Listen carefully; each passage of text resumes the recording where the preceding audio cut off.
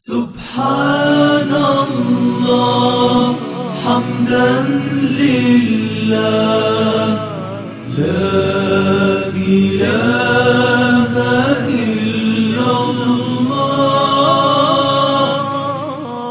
الله أكبر.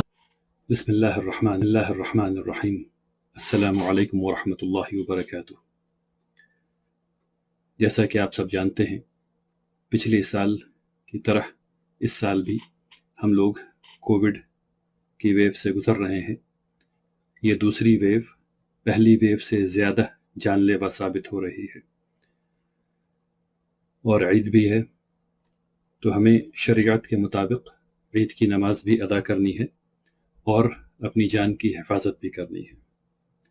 جان کی حفاظت کے لیے بہت ضروری ہے کہ ہم سب لوگ ویکسین کا رجسٹریشن مکمل کرا لیں اور جلد از جلد ویکسین لے لیں.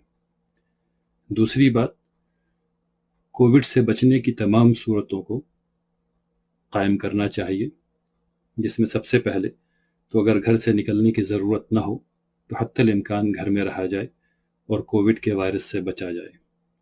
دوسری بات، اگر باہر نکل ہی رہے ہیں تو 1 یا 2 ماسک لگا کر کے نکلیں، اور دوسرے لوگوں سے کم 6 فٹ کی دوری یا 2 میٹر کی دوری بنائے رکھیں. مسافہ سے دور رہیں. اگر مسافہ کرنا ہی ہے تو دونوں صاحبان سینیٹائز کریں اپنے ہاتھ کو یا صابن سے ہاتھ دھوئیں، اس کے بعد مسافہ کریں. ان چیزوں کا خیال کریں گے انشاءاللہ تو کووڈ سے بچنے کا امکان ہے. اب بات نماز کی آتی ہے کہ نماز عید الفطر کی نماز کیسی پڑھی جائے گی. تو عید الفطر کی نماز کووڈ کے مد نظر کووڈ کے تمام پروٹوکول کی اتباع کرتے ہوئے حکومت کی گائیڈ لائنز کے اندر جس طرح پچھلے سال پڑھی گئی تھی 4 یا 5 لوگوں کے ساتھ، اس طرح مساجد میں پڑھی جائے گی. عید الفطر کے چند معاملات میں آپ کے سامنے رکھنا چاہتا ہوں. سب سے پہلی بات یہ ہے کہ عید الفطر کی نماز جو ہے وہ واجب ہے. عید کے 2 خطبے ہوتے ہیں اور دونوں سنت ہیں. عید الفطر کے لیے نہ اذان ہوتی ہے اور نہ ہی اقامت. عید کی نماز امام کے علاوہ ان کے پیچھے 3 مرد حضرات کا ہونا ضروری ہے جماعت کو قائم کرنے کے لیے. اب یہ دیکھنا ہے کہ آپ اپنے گھروں میں نماز کیسے پڑھیں.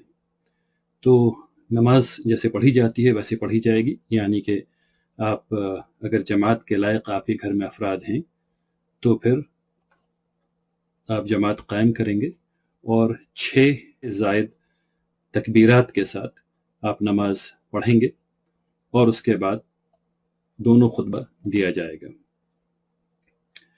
اگر خطبہ مسنونہ یاد نہیں ہے تو ایسی حالت میں خطبے کو کتاب سے دیکھ کر کے یا موبائل پر دیکھ کر کے یا ٹیبلٹ میں دیکھ کر کے پڑھا جا سکتا ہے. اگر خطبے اتنا کرنے میں بھی دشواری ہے تو پہلے خطبے میں صرف اللہ اکبر کہنے کے بعد سورہ فاتحہ کو پڑھ کر کے بیٹھ جائیں. دوسرے خطبے میں کھڑے ہو کر کے اللہ اکبر کہیں، پھر درود ابراہیمی پڑھیں، یعنی وہ درود جو نماز میں پڑھی جاتی ہے، اور پھر اس طرح دوسرا خطبہ بھی مکمل ہو جائے گا. اگر ہو سکے تو درود ابراہیمی کے بعد استغفار بھی پڑھ لیں تو بہت اچھا ہوگا. اگر گھر میں کوئی خطبہ جاننے والا یا پڑھنے والا موجود نہیں ہے تو خطبے کے بغیر بھی نماز مکمل ہو جائے گی انشاءاللہ. اگر گھر میں جماعت کے لیے لوگ موجود نہیں ہیں تو ایسی حالت میں سب لوگ جو گھر میں ہیں وہ 4 رکعت نفل نماز 1 سلام کے ساتھ پڑھ کر کے ادا کر لیں تو یہ بھی کافی ہے.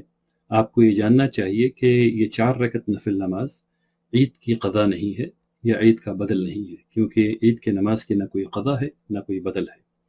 یہ صرف اطمینان قلب کے لیے ہے، مستحب ہے، جس کا آپ کو بہت ثواب ملے گا. جزاکم اللہ خیر، بارک اللہ فیکم. السلام علیکم ورحمۃ اللہ وبرکاتہ.